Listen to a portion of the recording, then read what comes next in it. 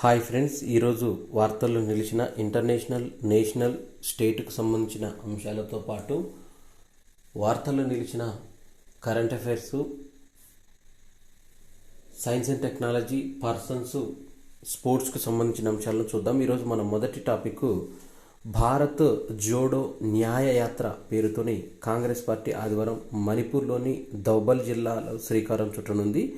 ఇటీవల ఆ రాష్ట్రంలో చెలరేగిన అల్లర్లలో 180 మంది వరకు ప్రాణాలు కోల్పోయిన నేపథ్యంలో యాత్రను అక్కడి నుంచే ప్రారంభించాలంటూ కాంగ్రెస్ నిర్ణయించుకుంది. యాత్ర మార్చి 20 లేదా 21లో ముంబైలో ముగుస్తుంది. ఈ మార్గంలో కన్యాకుమారి నుంచి జమ్మూ కాశ్మీర్ వరకు 4000 కిలోమీటర్ల మేర చేపట్టిన భారత్ జోడో యాత్ర మాదిరిగానే ఇది కూడా ప్రయోజనాన్ని చేకూరుస్తుంది.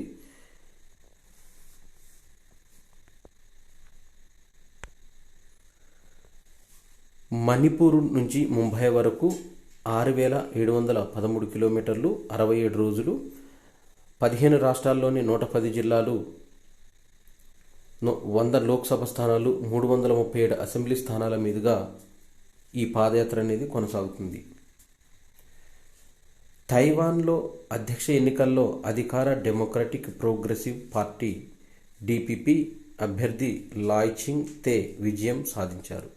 ప్రస్తుతం ఆయన ఆ దేశ ఉపాధ్యక్షుడిగా ఉన్నారు. గత 8 ఏళ్లుగా దేశాధ్యక్షురాలుగా కొనసాగుతున్న ట్సాయ్ ఇంగ్ వెన్ స్థానంలో బాధ్యతలు చేపట్టనున్నారు. సేంద్రియ వ్యర్థాల నిర్వహణకు సరికొత్త పరిజ్ఞానాన్ని కనిపెట్టారు ఐఐటి పరిశోధకులు, గుహవాటి ఐఐటి పరిశోధకులు. దీంట్లో రోటరీ డ్రమ్ కంపోస్టింగ్ ఆర్డిసి వర్మి కంపోస్ట్ మిశ్రమం చేశారు. ప్రస్తుతం నగరాల్లో గృహ వ్యర్థాల విచ్ఛిన్నాన్ని, బయోడిగ్రేడేషన్ వాడుతున్న విధానాలను 2 నుంచి 3 నెలలు అవసరమైతే ఆర్డిసి ద్వారా 20 రోజుల్లో దీన్ని పోషకాలు పుష్కలంగా ఉన్న కంపోస్టుగా మార్చవచ్చంటూ తెలిపారు. మిజోరాం యూనివర్సిటీలోని జంతుశాస్త్ర విభాగం ప్రొఫెసర్లు, పరిశోధకులు ఆ రాష్ట్రంలో ఒక కొత్త రకం పాము జాతిని గుర్తించారు. దీని scientific name coral snake. Coral snake అనేది బ్రిటిష్ ఇండియా వైద్యుడే గోరే పేరు మీదుగా ఈ పాముకు సికోమెక్రరస్ గోరీ అనే శాస్త్రీయ నామాన్ని నామకరణం చేశారు. అయితే ఈ జంతుశాస్త్ర ప్రొఫెసర్ సర్ హెచ్టి లాల్రే మొసంగాతో చిన్న పాటు పక్క రాష్ట్రాలకు చెందిన మరికొందరు పరిశోధకులు పాల్పంచుకున్నారు. ఈ పామును రుల్ హిహెనా అనే పేరుతో పిలుస్తారంటూ లహరే మొసంగా తెలిపారు. తెలంగాణ రాష్ట్ర ప్రభుత్వంలో వెలువడే తెలంగాణ మాసపత్రిక ప్రధాన సంపాదకుడు, చీఫ్ ఎడిటర్గా కె సుబ్రహ్మణ్య శాస్త్రిని నియమిస్తూ ప్రభుత్వం శనివారం ఉత్తర్వులు జారీ చేసింది. ప్రస్తుతం ఆయన అదే పత్రికలో కార్యనిర్వాహక సంపాదకుడిగా కూడా కొనసాగుతున్నాడు.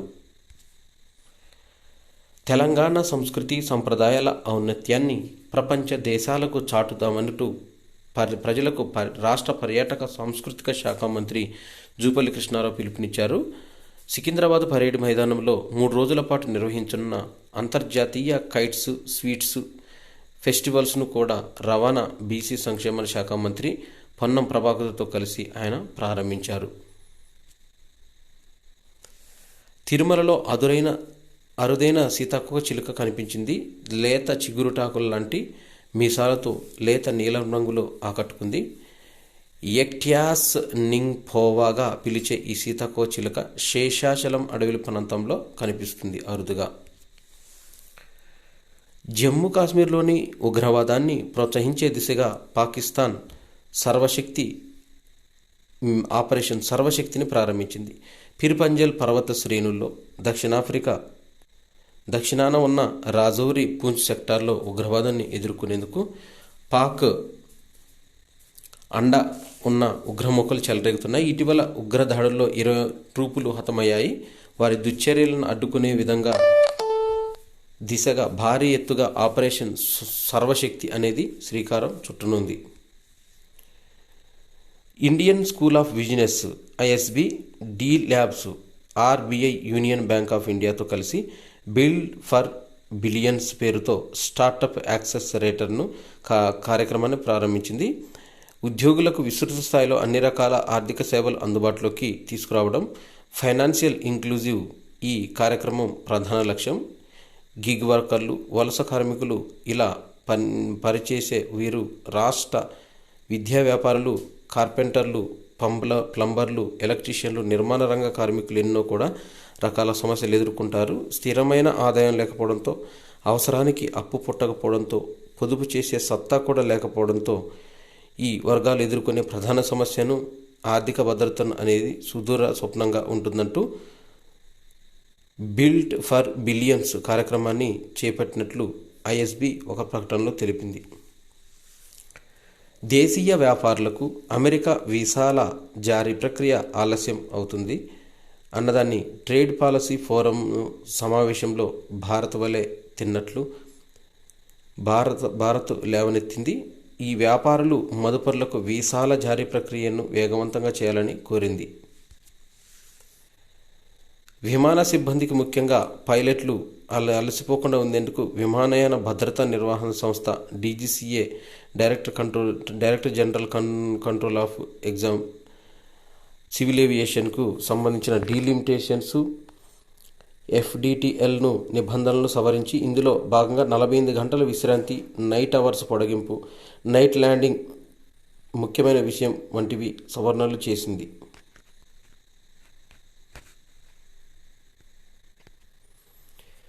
నేడు ఆఫ్ఘనిస్తాన్తో రెండో T20 అనేది భారత్ వర్సెస్ ఆఫ్ఘనిస్తాను ఈరోజు రాత్రి 7 గంటల నుంచి మ్యాచ్ ప్రారంభమవుతుంది.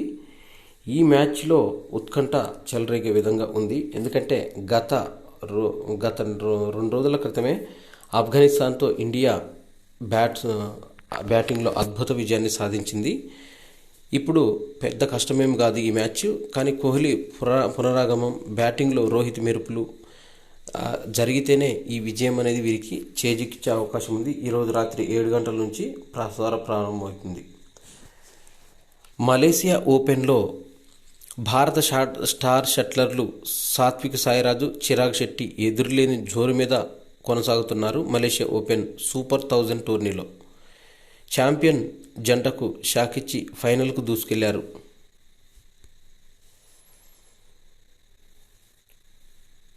నేటి నుంచి ఆస్ట్రేలియా ఓపెన్ అనే మ్యాచ్లు ప్రారంభమవుతున్నాయి. ఆస్ట్రేలియా ఓపెన్లో విజేతగా నిలిచి 25వ టైటిల్తో చరిత్ర సృష్టించాలన్న లక్ష్యంతో ఉన్నాడు జకోవిచ్. ఇప్పటికే 10 సార్లు విజేతగా గెలిచిన తన అడ్డాల్లో మరోసారి జెండా ఎగురవేయాలని చూస్తున్నాడు.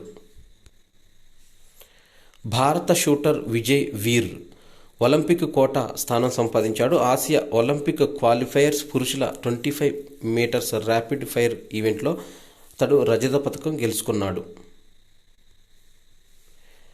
ప్రో కబడ్డీ లీగ్ సీజన్ 10లో భాగంగా పునేరి పల్టన్ 8 మ్యాచ్ల విజయ పరంపరను జైపూర్ పింక్ ప్యాంథర్స్కు తెరదించింది. ఇక దీన్ని చూస్తే తొలి అర్ధభాగంలో 20-11 భారీ ఆధిక్యంలో నిలిచింది. కానీ ద్వితీయార్థంలో జైపూర్ అద్భుతంగా పుంజుకొని దేశ్వాల్ సత్తా చాటాడు. పునేరి తరపున ముస్తఫా రాణించాడు. మరో మ్యాచ్లో బెంగాల్ వారియర్స్ 42-37తో యూపీ ఓదాస్ను ఓడించింది. ఇవి ఫ్రెండ్స్ జనవరి 14, 2024కు సంబంధించిన కరెంట్ అఫైర్స్. ఈ వీడియో నచ్చినట్టయితే లైక్ చేయండి, షేర్ చేయండి, కామెంట్ చేయండి. ఈ ఛానల్ పైన ఏమైనా సందేహాలు ఉంటే కామెంట్ బాక్స్లో కామెంట్ చేస్తే నేను తప్పకుండా మీకు కామెంట్స్కి రిప్లై ఇస్తాను. Thanks for watching.